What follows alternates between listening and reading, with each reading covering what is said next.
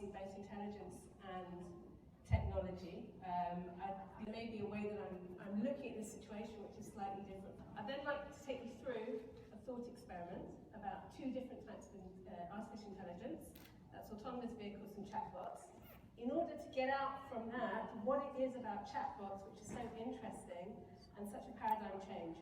Then I'll put that in a general framework of artificial intelligence as a whole, the disruption that I think are going to come from chatbots at their more mature stage in society, some of the opportunities, talking to someone who's actually been an investor in the past, the technological opportunities, strategic opportunities for chatbots, again the very long term, before finishing up. So, if I'm British born, so first of all I hope you understand the accent. I've lived the last 18 years, 17 years in Israel, and the perspective that I bring to this story is having seen technology from a very wide range. I started off with a maths background in derivatives finance. When I moved to Israel, I moved to technology and investing. I was then an entrepreneur. My last role was head of research in oil alternatives in a think tank, where I did the mapping, finding technologies all over Israel, for what was originally the Oil Independence Technology Hub, and the $350 million government decision has now pretty much morphed into an area of transportation which is related to autonomous vehicles. I've also looked at business intelligence companies, which has influenced the way that I look at this area. So the definition that I would humbly propose that we use is we should look at intelligence as information in context. Meaning we have data coming at us the whole time, and the context that we choose, the filter that we choose, is our intelligence. If we transfer that to the human domain, it's looking when you're seeing what's around, and then seeing, which is the context. And the definition of technology, which I'll use for the purpose of this discussion, is the utilization of that intelligence, that context, to create a tool which creates something. Now, if you think very, very far ahead, that technology can include language, which some academics actually do say that language is a type of technology. And the reason I'm being pedantic about giving this explanation is that some of the current talk on artificial intelligence talks about superintelligence as if there's a singular intelligence ahead. And the reason I'm giving this definition is because we can choose the context of the intelligence itself. There's not one definition. Now, I'm assuming that amongst the audience, it probably falls into two categories. Either there is this superintelligence coming ahead from the AI, and you think that's a danger, or you think that human intelligence is the problem. I can't obviously offer you any prediction about which it's going to be because I'm a mere human being, but what I'm hoping to show in this presentation is that whether you think that the biggest danger to humanity is natural intelligence or artificial intelligence, so ways we should be looking at the chatbot technology and the disruption that's going to happen, which is important in either direction. Just to complete that slide, and defining technology is something we do if we can get a goal done with less effort, or we can get it done faster, and we can get better quality out of what we're doing. So my humble suggestion to you, and what I'm excited about for the two areas of technology and AI, which I think are going to be the leading edge, are autonomous vehicles and chatbots. And the thought experiment we're going to do together will show you the contrast and compare between the two.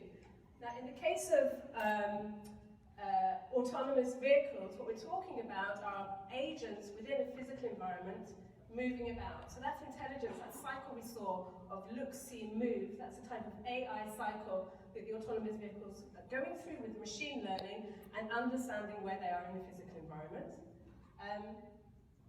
Chatbots, although we've talked obviously about the stage we are with chatbots at the moment, where we have development which is very much looking at the constraint rules-based chatbots and the natural language processing, I'm assuming that chatbot technology is going to make leaps and bounds. It seems to me that's my working assumption. If you think that there are limitations, we'll never get there, then we'll probably disagree right now in the direction that the presentation is going. I think that there's a long way to go. We're going to get there probably faster than we think with chatbot technology. So autonomous vehicles are dealing with the physical environment, and chatbots are dealing with the mental environment. So here's my thought experiment. Now, I've used I have the dubious honour that I learned to drive in Israel. I don't know, have any of you ever been to Israel? Or are you aware of it? Right, okay. So you know what the driving's like in Israel. If you've been to Vietnam, that's another example of bad driving. So one of the things that I noticed, of course, is that Israeli driving is quite different from driving in Europe. So in my mind, the two, you can pick any nation that you want for the purposes of the experiment. Think of two places you've been to where they have great, predictable drivers and awful, unpredictable drivers. For myself, that's Switzerland and Israel. So the thought experiment goes something like this. Imagine you have one team of machine learning autonomous vehicles learning in Israel. That's the top one.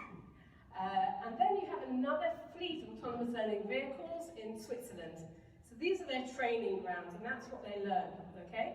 Now we wave a magic wand, and we put the Israeli trained, that's the blue car, this is the flag, we put the Israeli trained autonomous vehicles in Switzerland, and the Swiss trained autonomous vehicles in Israel. What's going to happen to man, and what's going to happen to machine? So this is what I think is going to happen. I think that if you put Israeli autonomous vehicles in Switzerland, everything will be fine. The Swiss drivers won't know any different, and it will be pretty easy for the Israeli trained autonomous vehicles as well. If you put the Swiss trained autonomous vehicles in Israel, two things will happen. One is Israeli drivers will start driving like regular people, which to me is saying technology impacts culture. And the second is the Israeli drivers will kill the Swiss trained autonomous vehicles because they just won't be able to cope with it. Of course, when we get to the stage when the whole world is driving autonomous vehicles, it doesn't really matter what humans think. Now, I thought this was interesting because I thought about how robust the technology has to be to have a minimum viable product. And what it seemed to me is this: there's a difference between, I think, autonomous vehicles and chatbots are both the leading edge for AI. Autonomous vehicles dealing with the physical environment and chatbots with the mind. But there's a difference because at the beginning, both technologies, or we'll start with autonomous vehicles, they have to understand how to act and move in environments according to the variables and how predictive it is. The autonomous vehicle has to get better and better. But once there's a certain saturation point in the market, actually autonomous vehicle technology doesn't have to be that robust. So that's why on the graph below, I put in the innovators, early adopters, late adopters, the majority and so on. The robustness goes down for the autonomous vehicles, where for chatbots it goes up. And that's why I think this sector, although it's a very early stage at the moment, it's a very interesting place to be for the long term, because chatbots eventually will become the gateway to the mind. And that's not going to get simpler as the technology penetrates more, as opposed to the need for robustness for autonomous vehicles. I think the earliest bot that we know are probably dogs, who evolved from being wolves into domesticated pets and resemble their owners, as you can see. And so that's kind of the butler experience of a bot that we're talking about now, I would say, which is where we have a bot to serve us. In other words, this idea of a bot being, I want tickets for this game, how can I get it for you as soon as possible? What seems to be the case is that as the bot market matures, in order to make the bots more sticky, we're going to have to attach to them a bit more. Because if everything is so bland and there's no differentiation in quality, because every servant is different, we're going to form some kind of attachment to them. And when we're talking about the granular segment differentiation, we're going to get more into the mind. Our minds are wired for story, and I think that's where the bots are going to stick. Because if we're going in that cycle of look, see, move, look, see being intelligence and technology being moved, the bots are, the way that the chatbots would work, as talked about yesterday, is to extract information from us.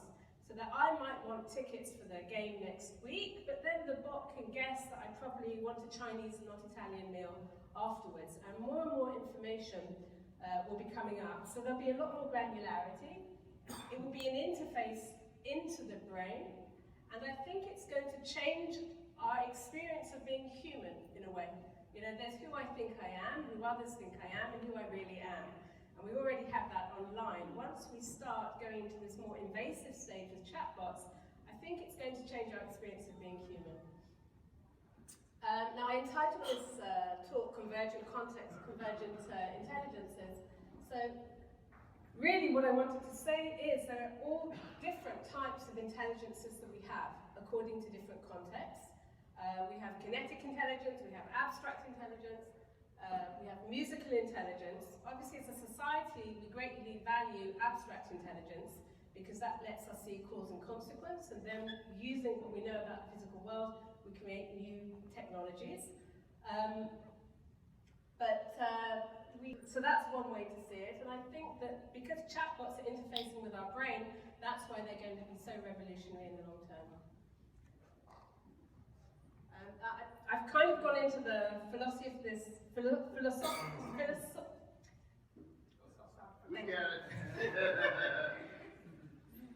I can't say it. You know what I mean, right? Well, I hope it's not too much, we're not going down the rabbit hole, but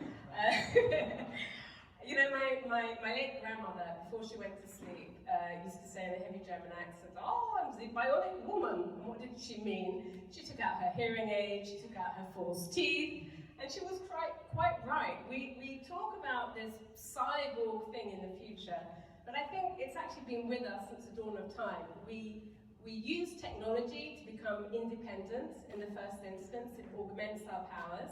Then everybody else uses the technology. We become interdependent on the technology. And finally, we're dependent on the technology, much like my dog that can no longer survive by herself because she's no longer a wolf. It's the same with technology. So that's the same with false teeth. It's the same with GPS. I used to be very good at mental arithmetic. I'm not bad, but I've used the calculator too much. Don't ask me my mother's telephone number. And that's not because I don't call her. And of course, the thing that we actually don't know about really is the interplay. We know about neuroplasticity, we don't know about epigenetics. So the whole way we've been dancing with technology, we're talking about the merging of man and the machine. And the way it's often talked about is if man is standing statically and there's a superintelligence galloping up behind. But I think it's been a dance through time all the way through. And so that's also an explanation for one of the founders of AI who said as soon as it works, no one calls it AI anymore. So maybe that's been going on a bit longer than we actually acknowledge. And so all technology we create is from human needs. So that the question is, how are we formulating this? So obviously this is a commercial context, and companies are loyal to their shareholders, so it's going to come from money. But if we're talking about a technology which is going to be so profound to our brain, I think it's interesting to stop and to think about the longer term implications. So the first is, I think there's a friction almost between the experience of being human, which is inefficient in the linear sense, and machine, which is efficient. Humans have competing desires. When I studied economics, we talked about price, equilibrium, everything being, people acting rationally. And actually we're predictably irrational, whereas machines are very efficient, getting from one place to another. So I think that as artificial intelligence goes further into how we're acting and interacting as humans, there's friction's going to come up, which is going to create some kind of disruption. So on an individual level, I've split it into individual governance and institutions, but it all relates together, if you like. One part is something we already know about, which is offloading, which is we use a technology if it's useful. If it's useful, it means we're no longer using our natural ability, for example, mental arithmetic, if you're using the calculator. You keep on relying on the technology, and then your natural ability goes down. So not only as a society we're all using calculators and you can't function without it, we're actually then dependent on it. So what we're going to be using chatbots for, the place they're going to have in who we are, really, once we have relationships with chatbots, is going to change us. And I'm just talking about this, I'm realizing it might not be obvious why would we have a relationship with a chatbot? So I'll just make that clear. Obviously, the stage that we're at that's been talked about at this conference is the Butler model, what I call the Butler model, that's probably not just me. which is where you have this entity which serves you for information. So there's so much information out there. The data is expanding the whole time. We've got the Internet of Things. We're having a greater variety of sensors. We're having more communication between the sensors. The pool of information is growing hugely.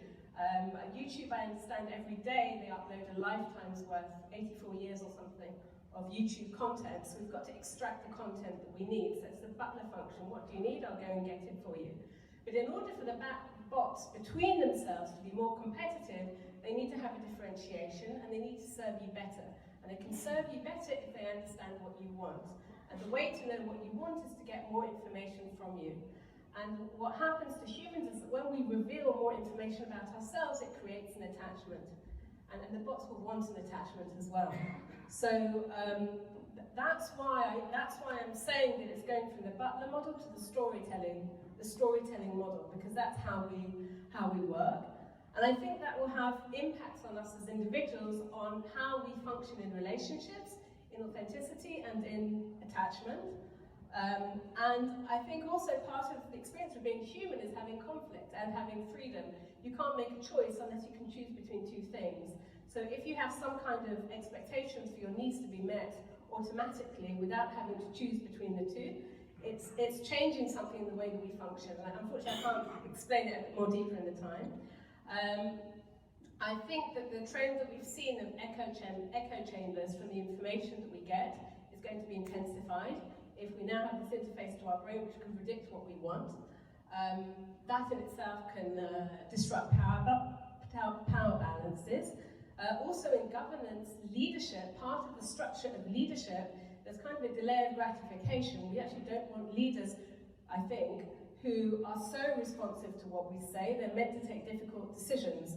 And if there's a level of data explaining what it is that we want, we don't want leadership where the leader is like a minimum viable product for what we say we want at that moment. So it's going to have changes, I think, in how we function in society.